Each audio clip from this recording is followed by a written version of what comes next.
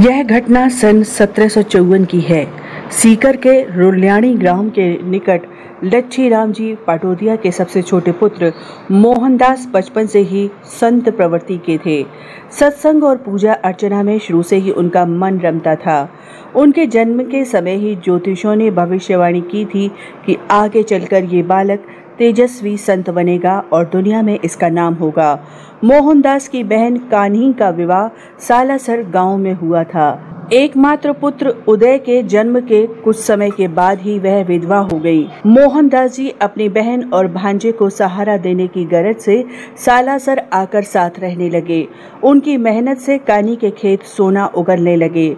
अभाव के बादल छट गए। भांजा उदय भी बड़ा हो गया था और उसका विवाह कर दिया गया। एक दिन मामा भांजे दोनों मिलकर खेत में कृषि का कार्य कर रहे थे। तभी मोहनदास के हाथ से किसी ने गड़ासा छीनकर दूर फेंक दिया।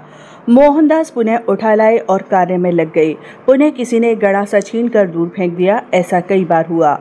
उदय दूर से सब देख रहा था। वह निकट आया और मामा को कुछ देर आराम करने की सलाह दी। मोहनदास जी ने कहा कि उनके हाथ से कोई जबरन गड़ासा छीनकर फेंक रहा है। साईं को उदय ने अपनी माँ कान्ही से इस बात की चर्चा की।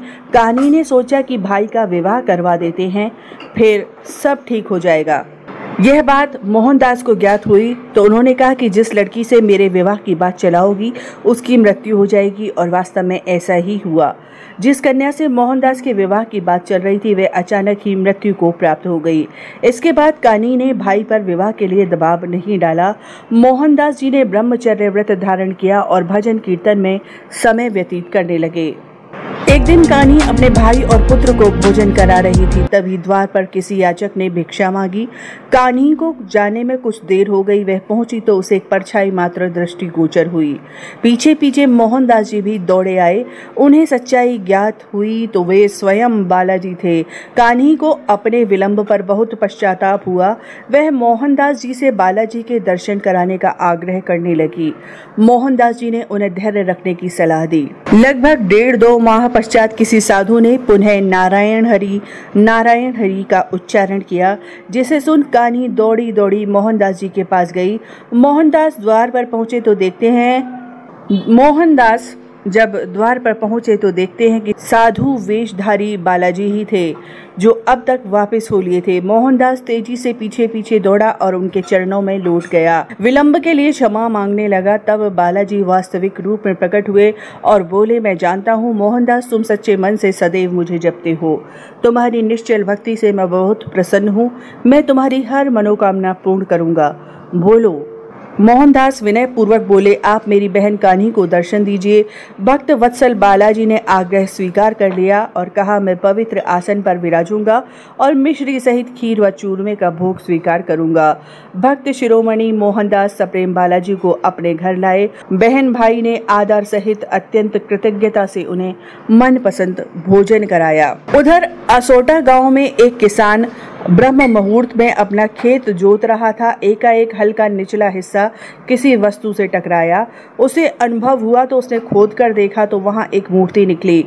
उसने मूर्ति को निकालकर एक ओर रख दिया और प्रमादवश उसकी ओर कोई ध्यान नहीं दिया। वह पुनः अपने काम में जुट गया। एकाएक उसके पेट में तीव्र दर्द उठा और वहां वह छटपटाने लगा।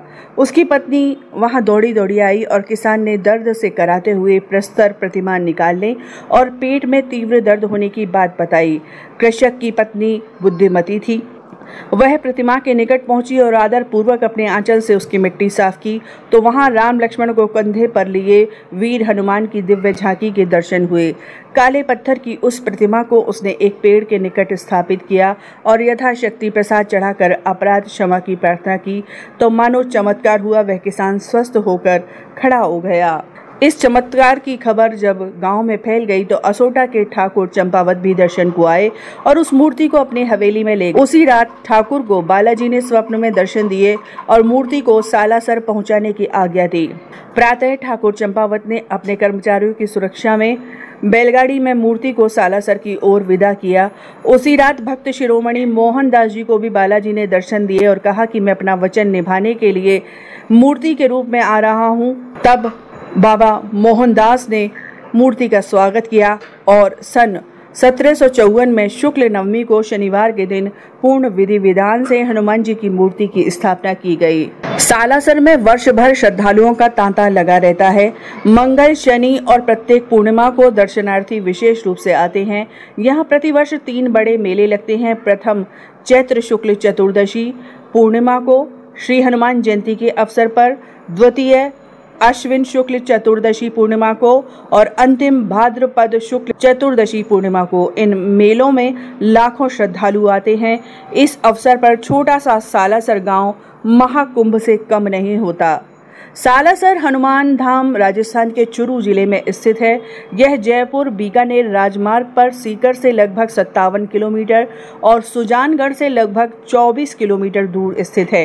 यहाँ पहुँचने के लिए जयपुर व अन्य स्थानों से पर्याप्त परिवहन साधन उपलब्ध हैं और यहाँ आप टैक्सी से भी आ सकते हैं। इस धाम के विषय में कहा जाता है कि यहाँ कोई भी भक्त खाली हाथ नहीं लौटता।